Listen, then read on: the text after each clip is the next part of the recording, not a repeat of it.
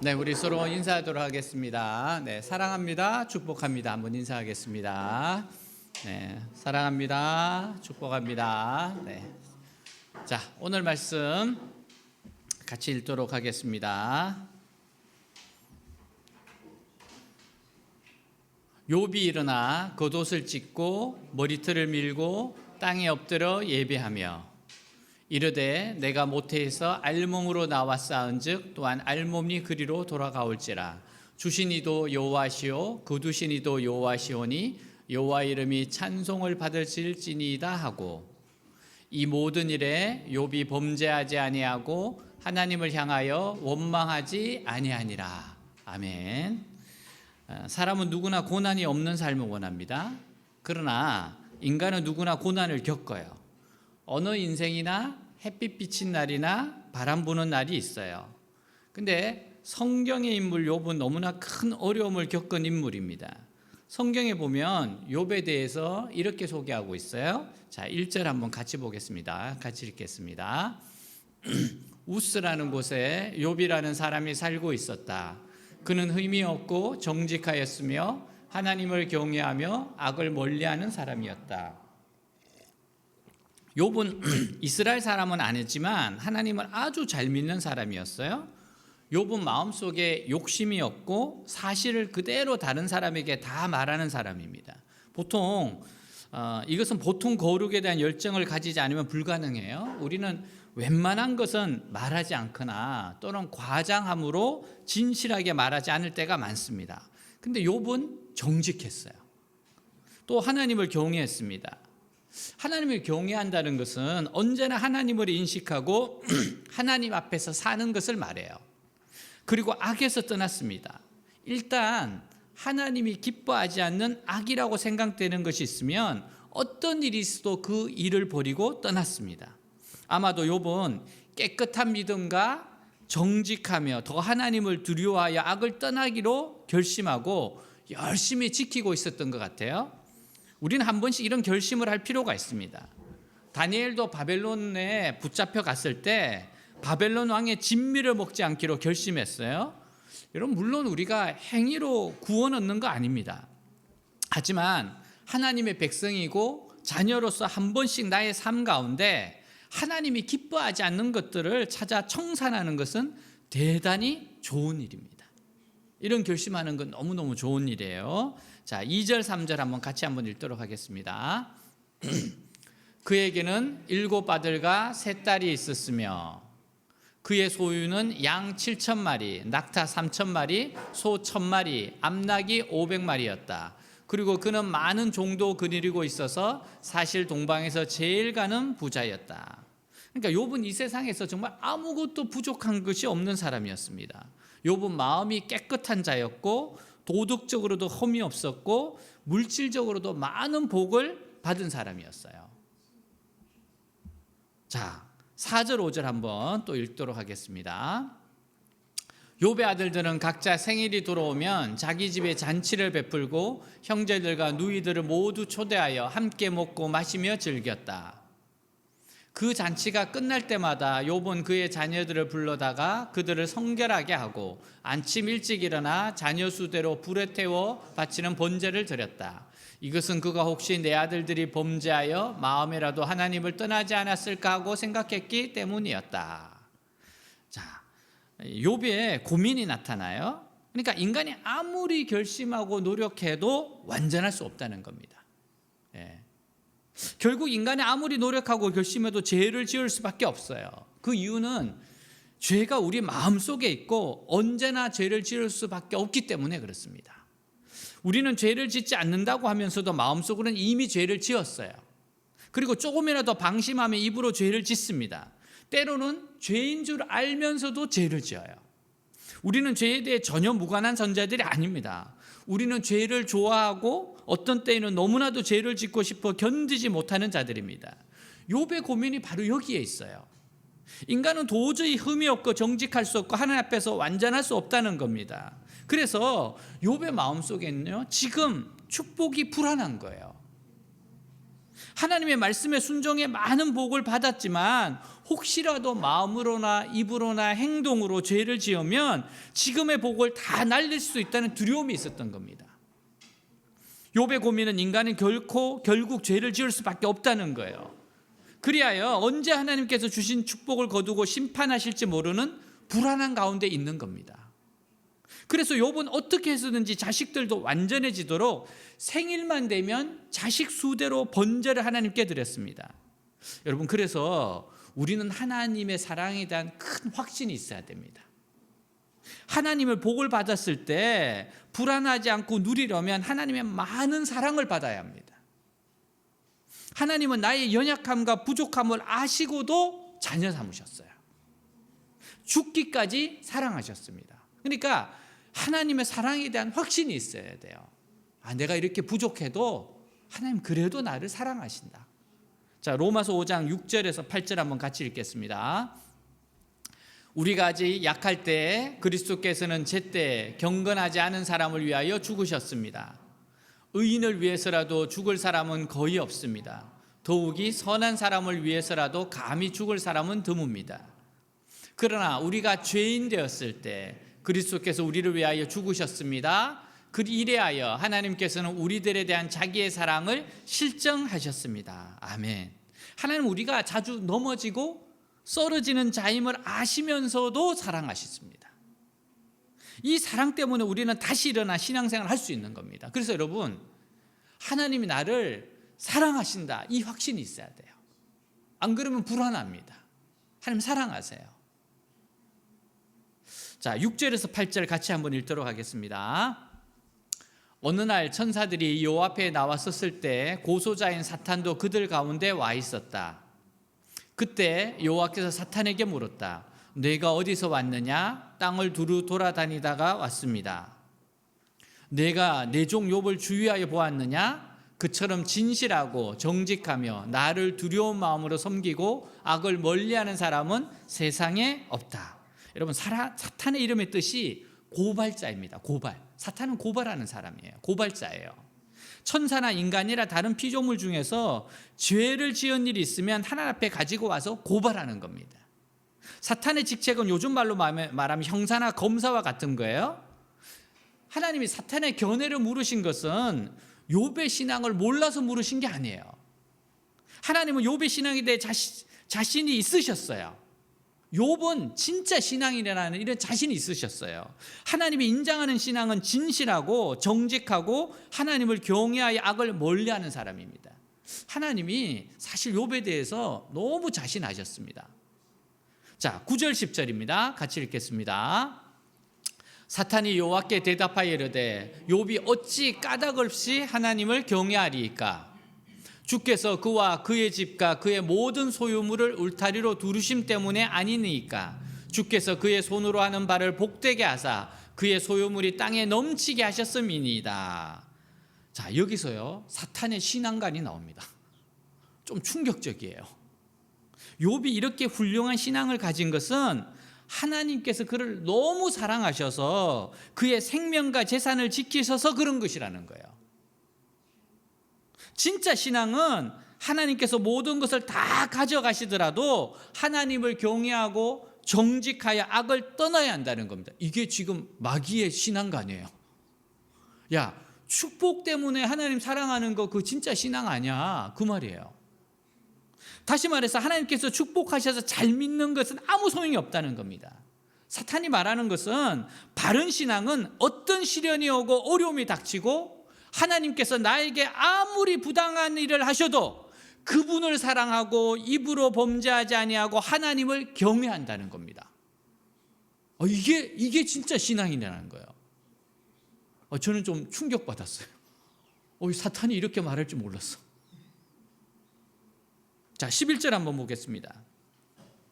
그러나 그가 소유한 모든 것을 한번 빼앗아 보십시오. 그러면 당장 그가 정면으로 주를 저주할 겁니다. 우리가 하나님을 믿고 사랑하고 죄를 버리는 것은 하나님께서 먼저 우리를 사랑하셨기 때문이에요. 하나님의 사랑을 믿는다면요, 어떤 상황에서도 하나님의 선하심을 믿어야 합니다. 어떤 상황에서도 하나님의 선하심을 믿어야 돼요. 사탄의 주장은 바른 신앙이 되려면 하나님께서 모든 것을 가져가시고 나를 비참하게 만드셔도 하나님을 사랑해야 한다는 거예요. 사랑해야 된다는 거예요. 자, 12절입니다. 하나님 뭐라 그러신가 보겠습니다. 12절. 좋다. 내가 그의 소유를 내 마음대로 하여라. 그러나 그의 몸에는 손을 대지 말아라. 그래서 사탄은 곧 여호와 앞에서 물러갔다. 하나님께서는 욥이 최고로 어려운 시험을 통과하도록 사탄에게 허락하셨습니다. 이제 욥은요, 하나님 앞에서 바른 신앙이 무엇인지, 가장 경건한 것이 무엇인지 훈련받게 되는 거예요. 그러나 하나님은 사탄에게 그의 몸에는 손대지 못하게 하셨어요. 즉 목숨은 건드리지 말라는 거예요. 목숨은 건드리지 말라. 오늘도 우리가 연단 받을 때 하나님이 하시는 말씀이 있어요. 죽지 않을 정도로 굴려라. 죽지 않을 정도로 굴려라. 우리 안에서 교만과 거짓과 위선의 기름이 완전히 다 짜져서 없어지게 하시는 겁니다. 여러분, 고난을 통해서 하나님의 백성이 연단되고 훨씬 성숙된 신앙의 자리로 나아가게 돼요. 신앙은 단순히 하나님이 복 주셔서 하나님을 사랑하는 것이 아닙니다. 신앙은 아무것이 없어도 심히 부당한 취급을 받으면서도 하나님을 사랑하는 거예요. 이것을 이겨내지 못하면 상이 없을 겁니다. 욥의 환난은요, 하나님이 허락이 있었기 때문에 일어난 겁니다. 여러분, 이게 굉장히 중요한 거예요. 만일 하나님께서 이 모든 일을 하게 하셨다면 결국 모든 것을 끝내시는 일도 하나님이 하실 거라는 겁니다. 자, 13절 14절 보겠습니다. 하루는 욥의 자녀들이 맏형의 집에 모여 식사를 같이 하며 포도주를 마시고 있었다. 이때 한 종이 욥에게 달려와서 말하였다. 우리는 수로 밭을 갈고 있었고 나귀는 주변 목초지에서 풀을 뜯어먹고 있었습니다. 그런데 자, 아주 평화로운 모습입니다. 근데 갑자기 종들이 하나씩 욥에게 달려와서 기가 막힌 재난의 소식을 전해요. 자, 15절 보겠습니다. 갑자기 스바 사람들이 우리를 기습하여 소와 나귀를 다 빼앗아가고 종들을 죽였습니다. 그래서 나만 이렇게 간신히 살아나와 주인께 보고하러 왔습니다. 첫 번째는 스바 사람이 갑자기 나타나 종들을 죽여요. 그리고 소와 나귀를 빼앗아갔습니다. 이 도둑 맞은 겁니다. 도둑 맞았어요. 자, 16절입니다. 그의 말이 미처 끝나기도 전에 또 한 종이 와서 말하였다. 하나님의 불이 하늘에서 내려와 양떼와 종들을 모조리 태워 죽였습니다. 그래서 나만 이렇게 간신히 살아나와 주인께 보고하러 왔습니다. 여러분, 사탄의 지금 처음에는 그래도 적은 재산에 피해였는데 이번에는 욥의 대부분의 재산을 잃어버립니다. 욥은 남은 재산에 아무것도 없어요. 근데 이것이 고난의 끝이 아닙니다. 더욱더 고통스러운 재난이 있어요. 자, 18절 19절입니다. 그의 말이 미처 끝나기도 전에 또 다른 종이 와서 말하였다. 주인의 자녀들이 맏아들의 집에서 식사를 같이 하며 포도주를 마시고 있었는데 갑자기 사막에서 태풍이 불어와 집 내 모퉁이가 무너져 내려 그들이 다 죽고 말았습니다. 그래서 나만 이렇게 간신히 살아나와 주인께 보고하러 왔습니다. 여러분, 이 시험은, 사탄의 시험은요, 욥의 마지막 희망을 꺾어버렸습니다. 자녀들이 죽었다는 것은 모든 희망이 사라진 거예요. 이것이 사탄이 하나님 앞에서 요구한 것이었습니다. 사탄이 보고 싶어 했던 것은 이렇게 되었을 때 욥이 어떻게 하느냐 하는 겁니다. 이렇게 되었을 때 욥이 진짜 신앙인인가 아닌가 그걸 보고 싶다는 거예요.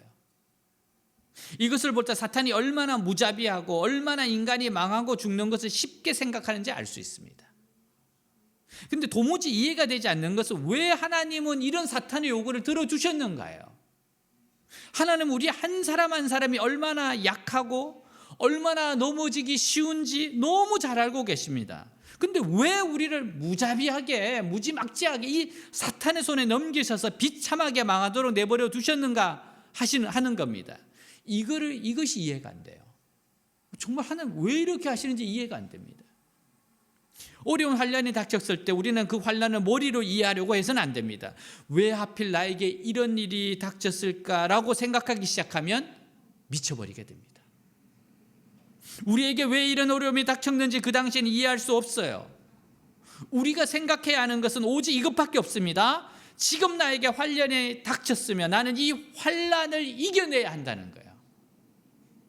결코 환란이 나를 이기지 못할 것이고 내가 이 환란을 이겼을 때는 순금같이 나올 것이다. 여러분, 이것만 생각해야 살아남을 수 있어요.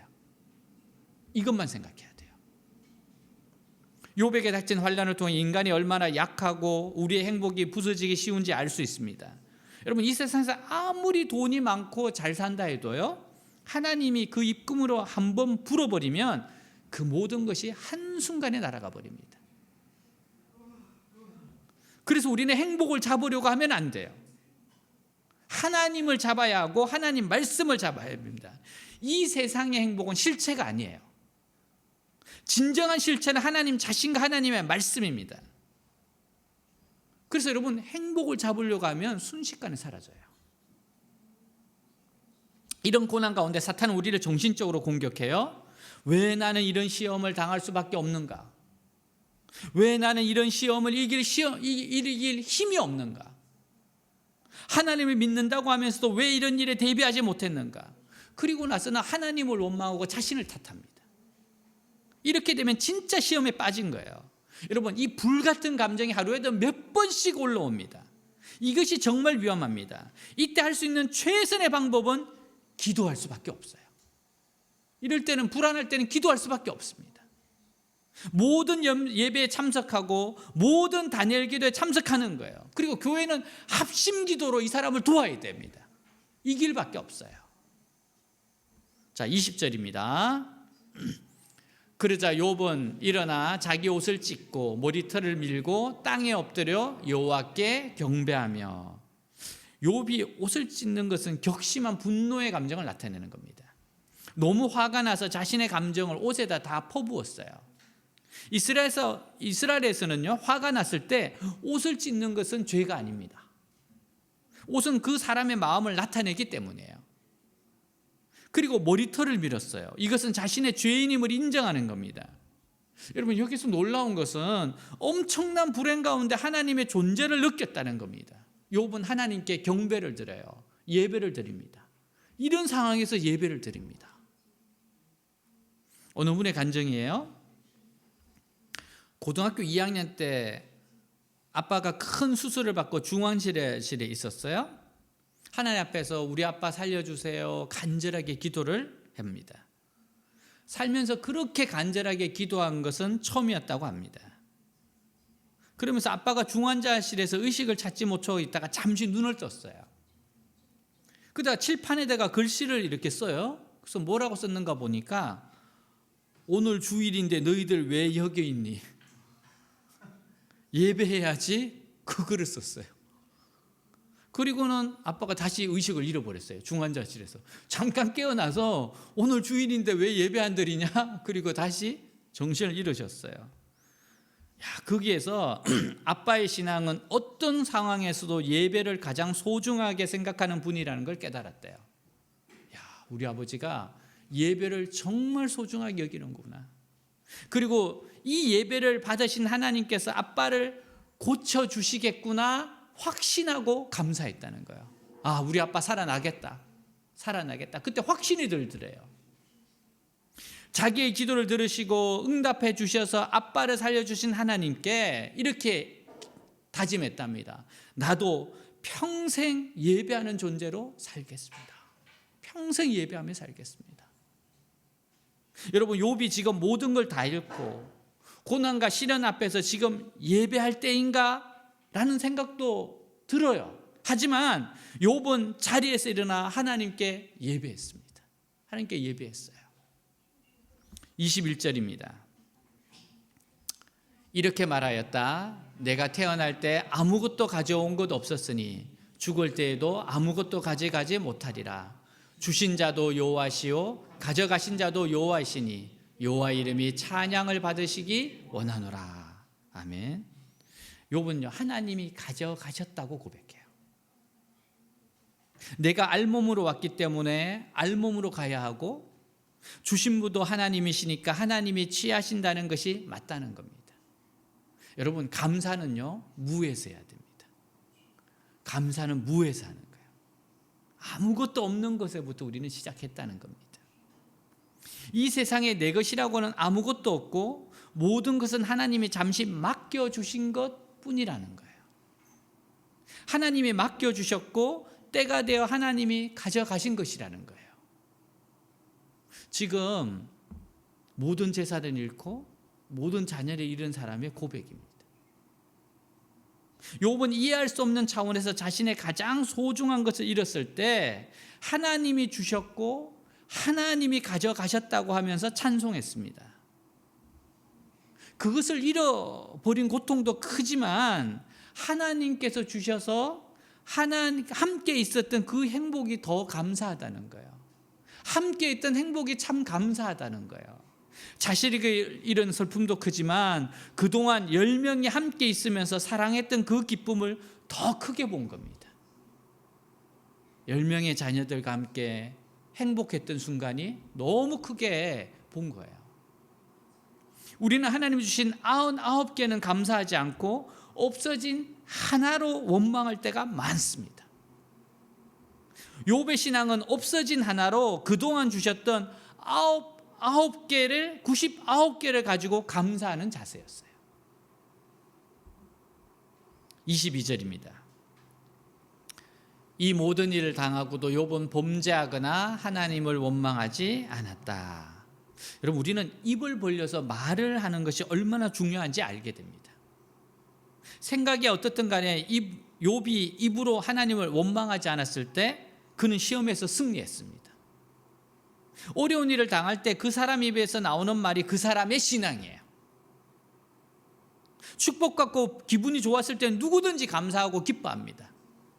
그러나 어려운 시련을 당했을 때 하나님을 향한 원망과 불평을 쏟아놓으면 그 사람의 신앙은 전부 엉터리가 되어버리는 겁니다. 그러기에 모든 시험을 입으로 친다는 것을 기억해야 돼요. 여러분, 우리가 시험은 입으로 치는 거예요. 지금 입으로 시험을 쳐요. 아무리 억울하고 원통해도 입을 잘 지켜야 승리할 수 있습니다. 욥이 승리하려면 무슨 큰 일이야 해는 것을, 큰 일을 해야 하는 것을 생각하기 쉬운데 입을 지킨 것이 그의 승리였어요. 입을 지킨 것이 그의 승리였어요. 팔다리가 없이 전 세계를 누비며 꿈과 희망을 전하는 행복전도사 닉 부이치지가 있어요. 한국에 왔었습니다. 팔과 다리가 없습니다. 근데 이 닉 부이치치가 고난에 대한 자세에 대해 이렇게 말했습니다. 그것도 이렇게 한국의 TV에서 자기의 신앙을 이야기해요. 나는 하나님을 믿습니다. 성경엔 장애자에 대한 이야기가 있습니다. 왜 태어났을까요? 부모의 죄 때문입니까? 아닙니다. 예수님께서는 하나님의 일을 보이시기 위함이라 말씀하셨습니다. 그리고 그 일은 나를 통해서 지금 진행 중입니다. 고난은 인내를, 인내는 연단을, 연단은 소망을 낳습니다. 하나님께서 우리에게 감당할 수 없는 고난을 주신 일이 없습니다. 그 고난을 통해 인내를 배우고 연단하며 소망을 이루시길 바라십니다. 절대 우리가 감당 못할 시련은 없습니다. 그러니 겁내지 마세요. 고난이 길어져 외롭고 힘들 땐 주위를 보세요. 당신은 혼자가 아닙니다. 당신 곁에 늘 함께하는 친구, 가족, 그리고 하나님이 계심을 잊지 마세요. 하나님께서 당신과 늘 함께 하심을 신뢰하며 오늘 하루도 승리하세요. 팔다리가 없는 사람이 그가 이야기한 겁니다. 사랑하는 여러분, 욥은 이 시험에도 하나님의 뜻이 있고 자신은 그 하나님의 뜻을 끝까지 믿는다는 거예요. 이 시험에는 하나님의 뜻이 있다. 그 하나님의 뜻을 끝까지 믿는다. 하나님의 선하심을 믿는다는 겁니다. 그리고 하나님, 우리가 행복할 때만이 아니라 불행하거나 고통스러울 때도 찬송을 받으며 영광을 받으실 분이라는 것을 믿었습니다. 하나님은 언제나 영광 받으실 분이라는 거예요. 감사한 것은 이런 환난을 허락하신 것은 이해가 되지 않지만 모든 것이 하나님의 손안에 있다는 겁니다. 사탄은 하나님의 허락을 넘어 우리를 해치지 못합니다.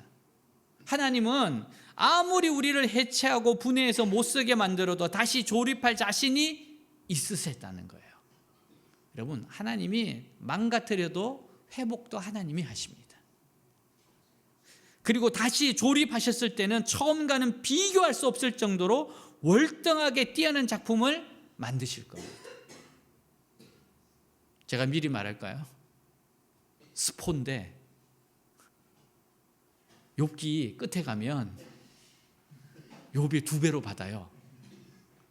이거는 역사이기 때문에 스포일인데 어쩔 수 없어. 2배로 받아요. 여러분, 이 욥기의 이야기를 통해서 하나님께서 우리에게 굉장히 많은 이야기를 말씀하실 겁니다. 사랑하는 여러분, 이렇게 한번 고백합시다. 오 주님, 그래도 믿겠습니다. 그래도 믿겠습니다. 다 같이 일어나겠습니다.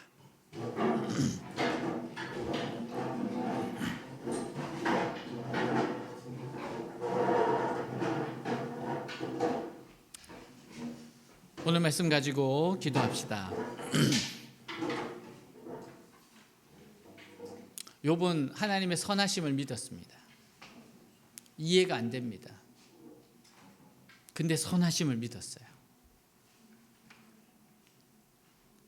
이 시험에 하나님의 뜻이 있고 그 하나님의 뜻을 끝까지 믿었습니다.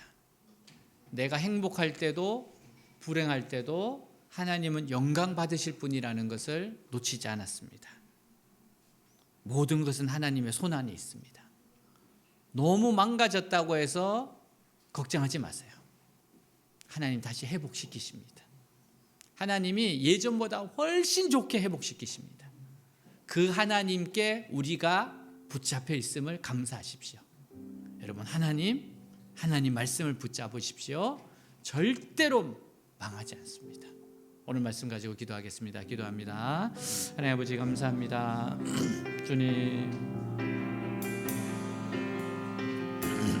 아버지, 하나님 뜻이 있습니다. 하나님의 뜻을 끝까지 믿습니다. 행복할 때뿐만 아니라 불행할 때도 하나님의 영광을 받으실 분입니다. 하나님, 이 환난은 하나님 손안에 있습니다. 하나님이 시작하셨으니 하나님이 끝내시고 하나님이 회복시키십니다. 하나님 정말 멋지게 다시 뛰어난 작품을 만드실 걸 믿습니다. 이 고난, 이 어려움, 하나님 너머에 하나님의 영광스러움을 바라보게 하여 주시옵소서. 여기에서 절대로 끝나지 않습니다. 하나님의 위대함이 있습니다. 하나님의 영광스러움이 있습니다.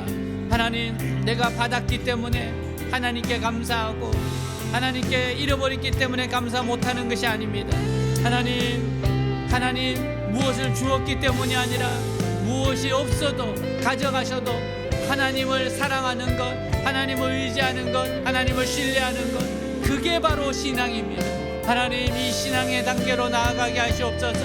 내가 가진 것을 잃어버려도, 내가 가진 것을 가져가도 지금까지 누리게 하셨던 하나님, 지금까지 가지고 있게 하신 하나님, 그 은혜에 감사하고 그 은총에 감사하는 하나님의 모든 일에 감사하며 주신 자도 취하신 자도 하나님이신 것을 하나님 앞에 입술로 범죄하지 않고 몸만 불평하지 않고 입술을 아버지 지키게 하시옵소서.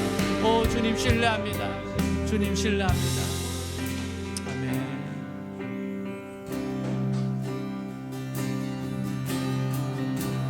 안개가 날 가리워 내 믿음은 들리려 할 때 나 주님께 나아가네. 주님은 산 같아서 여전히 그 자리에 계셔 눈을 들며 보이리라 날 위한 그 사랑. 주는 나의 도움이시며 주의 계획 영원하시네. 주의 위엄 앞에 믿음으로 순종해 예배드리리.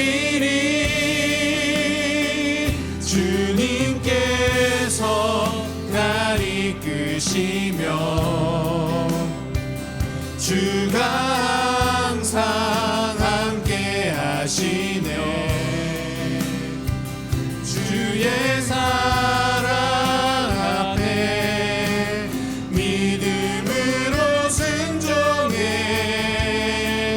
예배드리리. 영원히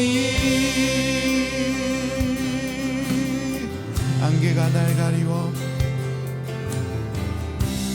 안개가 날 가리워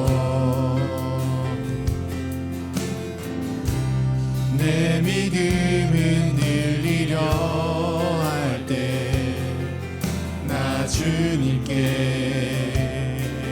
나아가네. 주님은 산 같아서 여전히 그 자리에 계셔. 눈을 들면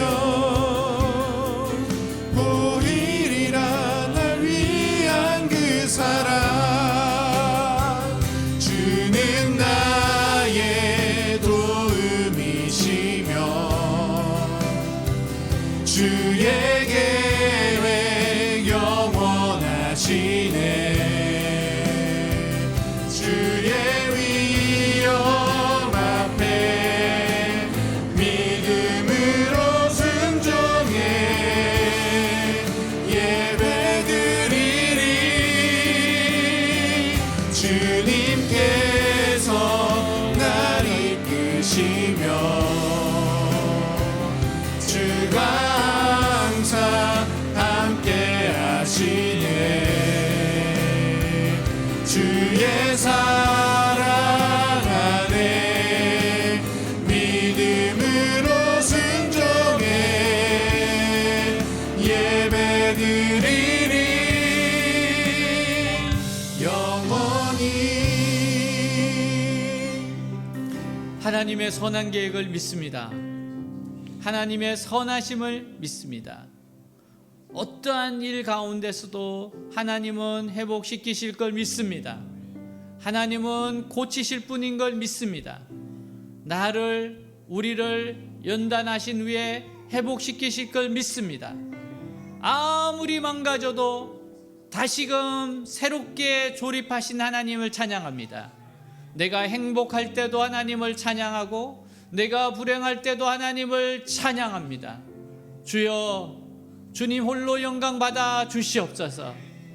하나님, 나에게 주신 것 가져가시는 분도 주님이시고 내가 가진 모든 것 하나님 것이오니 하나님의 뜻대로 사용하여 주시옵소서. 살아계신 우리 주 예수 그리스도 이름으로 기도하였습니다. 아멘.